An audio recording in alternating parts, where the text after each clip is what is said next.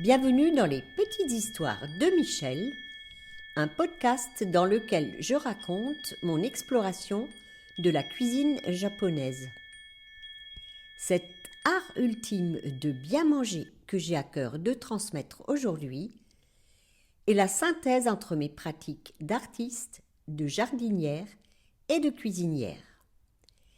Il s'adresse aux amoureux du Japon, aux gourmets de tous bords et aux cuisiniers soucieux de préparer une cuisine saine, savoureuse et créative, qui nourrit aussi bien le corps que l'esprit. Vous y trouverez des récits de voyage et des témoignages d'expériences qui ont fait sens dans mon parcours. J'y délivre également, au-delà des recettes, les principes qui sous-tendent la cuisine japonaise. Nous ferons des visites dans le jardin, source d'émerveillement et d'abondance, et nous prêterons l'oreille à des personnes qui ont contribué à enrichir mon parcours dans l'oasis nippone que je me suis créée. Belle écoute à vous! Presque une semaine après mon précédent épisode consacré à la canicule, me voilà de retour, une fois encore, après ma tournée du soir au jardin. Je viens d'apporter leur repas à mes poulettes, quelques salades montées, des feuilles de bête, tout ce que le potager peut encore offrir malgré cette chaleur écrasante. La semaine dernière, j'essayais de rester optimiste. Aujourd'hui, je dois reconnaître que cet optimisme commence sérieusement à vaciller. Personnellement, je tiens encore le coup. J'ai retrouvé un conseil donné il y a longtemps par Jade Allègre, la grande papesse de l'argile. Elle recommande de garder en permanence un petit chiffon mouillé enroulé autour du poignet gauche en l'humidifiant dès qu'il sèche. C'est tout simple, presque dérisoire, mais finalement assez efficace, une sorte de climatisation artisanale qui aide un peu l'organisme à supporter ces températures. En revanche, moi qui vis presque toujours pieds nus dans mon jardin, je découvre une sensation que j'ai rarement connue dans le passé. Même l'herbe brûle sous mes pieds. Lorsque j'arrive au potager pour récolter quelques salades destinées aux poules, c'est un véritable choc. Je découvre de jeunes plantations qui commencent à cuire littéralement sur place. Alors je me précipite. J'installe quelques canisses, je pose des cageots pour créer un peu d'ombre, je rajoute des parasols. Mais peu à peu, je prends conscience que cette bataille est presque perdue d'avance. Ce n'est plus seulement l'intensité de la chaleur qui inquiète, c'est sa durée, jour après jour. Et je crois que c'est à travers mon jardin que je souffre le plus de cette canicule. Les animaux aussi me serrent le cœur. Les chats passent leur journée étalés sur le carrelage, cherchant désespérément un peu de fraîcheur. J'avais réussi à leur faire adopter ma nouvelle attitude. Le soir, je leur sers les repas dans la cave et ils y passaient la nuit avec moi bien au frais. Mais au petit matin, dès que je me lève, ils remontent aussitôt à l'étage sans jamais penser à redescendre d'eux-mêmes dans la fraîcheur de ce refuge. Les poules, elles aussi, restent le bec grand ouvert, haletantes. Je renouvelle leur eau plusieurs fois par jour pour qu'elles restent fraîches. Et pendant ce temps, je regarde mes plantes sans savoir combien survivront à cet épisode. Dans ma cave, la fraîcheur est incomparable, mais je découvre qu'elle a son prix. La première nuit, impossible de trouver le sommeil. Quand je m'installe sur mon futon, quelque chose me paraît étrange. Puis je réalise que j'ai la tête au sud. Je retourne aussitôt mon couchage pour retrouver mon orientation habituelle. Mais une fois les lumières éteintes, je suis complètement perdue. Je ne sais plus où se trouve la lampe de chevet. Je tâtonne autour de moi en essayant de retrouver mes repères. Comme quoi, Changer simplement de pièce suffit parfois à désorienter complètement notre cerveau. La cave apporte la fraîcheur, mais aussi son inconfort auquel je ne m'attendais pas.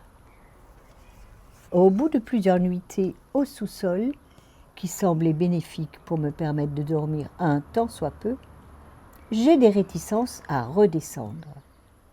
Quelque chose bloque. Plutôt que d'y retourner, je décide de renouveler une ancienne expérience, dormir sur ma terrasse. Je l'ai souvent fait dans le passé en me balançant dans un hamac, dont l'usage a aussi ses avantages et ses inconvénients. C'est donc mon futon que je vais remonter pour le déposer sur le caillebotis en bois de cet espace extérieur couvert. Ce faisant, je comprends pourquoi la perspective de descendre à la cave me rebutait. Mon futon est frais, certes, mais cette fraîcheur provient de l'humidité dont il s'est gorgé en étant posé directement sur le sisal au sol. Et cette humidité n'a rien à voir avec celle d'un drap mouillé posé sur soi pour ne pas suffoquer durant des nuits ultra chaudes en Crète, comme je l'ai évoqué dans le précédent épisode. À peine installé sur la terrasse, je perçois le tonnerre au loin. La légère brise très agréable se transforme vite en bourrasque plus importante. Ciel, mes parasols!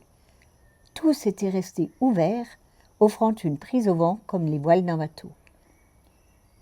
Ce ne serait pas la première fois qu'ils s'envolent, se cassent, tout en occasionnant des dégâts sur les plantes. Je me lève précipitamment avant que le vent ne se déchaîne. C'est qu'il y en a 6 à fermer le plus rapidement possible. Ouf, c'est fait, en évitant le pire.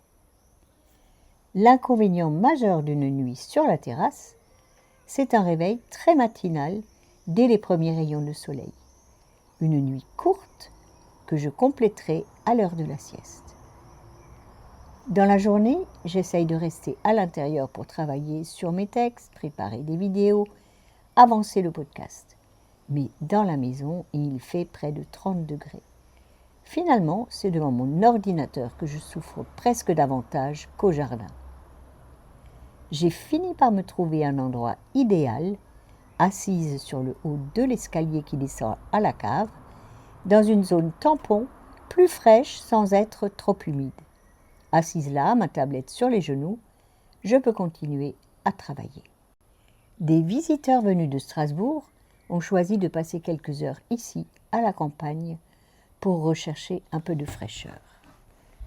Après leur avoir ouvert le jardin, je suis retournée dans la maison, dégoulinante de sueur. J'ai fini par me dire « Mais enfin, tu possèdes un jardin rempli d'ombre, dont les autres profitent. Qu'est-ce que tu fais ici ?» Et je suis sortie. J'ai effectué quelques petits travaux, puis j'ai rejoint mes visiteurs sous le grand hêtre. Son immense ramure forme comme une pièce ouverte au milieu du jardin. La table ronde installée dessous semblait devenir un refuge. Nous avons passé un très beau moment à discuter, caressés par un léger souffle d'air, un vrai bonheur. Pour le jardin, c'est une autre histoire, car ce vent si agréable pour notre peau dessèche encore davantage la terre déjà brûlante. Et je mesure aussi aujourd'hui les limites de certains choix que j'avais faits il y a des années. Mon potager est composé de carrés surélevés. À l'origine, ils étaient bordés de fascines tressées en gaulettes de châtaignier. Avec le temps, j'ai dû les remplacer par des bordures métalliques fabriquées sur mesure. J'aime cette esthétique qui rappelle les jardins de simples médiévaux. Au printemps, c'est un système remarquable. La terre se réchauffe rapidement, se draine parfaitement et les cultures démarrent très tôt. Mais en été, ces carrés deviennent de véritables fours.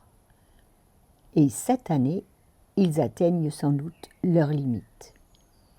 À cela s'ajoute un autre phénomène. La fatigue provoquée par cette chaleur me rend peut-être un peu moins attentive qu'à l'habitude. Pendant ce temps, les altices, ces petites puces de terre, se sont multipliées à une vitesse incroyable. Mes choux sont méconnaissables. Les feuilles sont criblées, brunies, recroquevillées. J'ai répandu en urgence une préparation à base d'algues marines, censée limiter leurs dégâts. Mais je commence à me demander si une partie de ma récolte de légumes ne sera pas tout simplement perdue. Il reste malgré tout une raison d'espérer. Au potager, jusqu'à la mi-juillet, on peut encore semer beaucoup de légumes qui auront le temps d'arriver à maturité avant l'automne. Le jardin nous apprend aussi cela. Tant qu'il reste une saison devant soi, tout n'est jamais complètement perdu. Et puisque je terminais mon précédent épisode en parlant d'une recette de cuisine, je vous dois la suite. En éclaircissant mon rang de carottes, j'avais récolté une poignée de toutes petites carottes, suffisamment nombreuses pour se donner le mal de les cuisiner. Dans mon panier sont venus les rejoindre un gros oignon fraîchement récolté, 3 radis, les seuls qui ont levé de toute la rangée où ils ont été semés au milieu des carottes, et aussi quelques feuilles de côte de bête sont venus remplir mon panier, et direction la cuisine. J'ai gardé 1 cm de fan sur les carottes qui ont juste été brossées sous l'eau. Les radis ont été simplement fendus en 2, en gardant également un petit bout de fan verte. Les côtes de bête sont finement émincées, les oignons taillés en arceaux. Le tout est parti dans mon wok en fonte, à feu très vif, sans cesser de remuer. Une cuisson rapide permet aux légumes de conserver leur eau, leur croquant et toute leur fraîcheur. En plein été, c'est exactement ce que je recherche.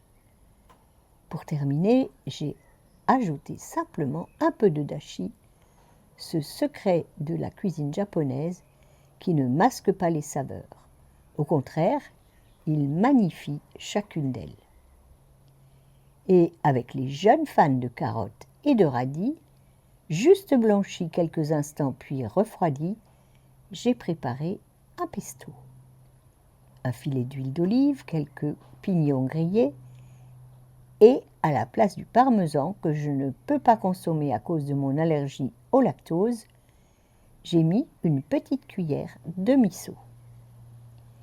Étalé sur quelques tranches de pain grillé, je peux vous assurer que c'était un délice. Oui, même lorsque le jardin souffre, il continue encore à nous offrir de petits miracles.